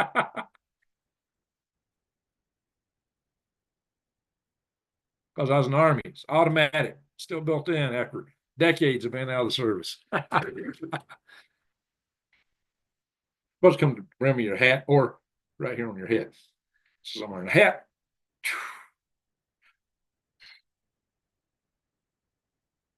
No, it's straight. A lot of people do this or they do that. No, it's supposed to be straight. Anyway, buzzing my camera up here. All righty. Don't want to refocus. Come on. There we go.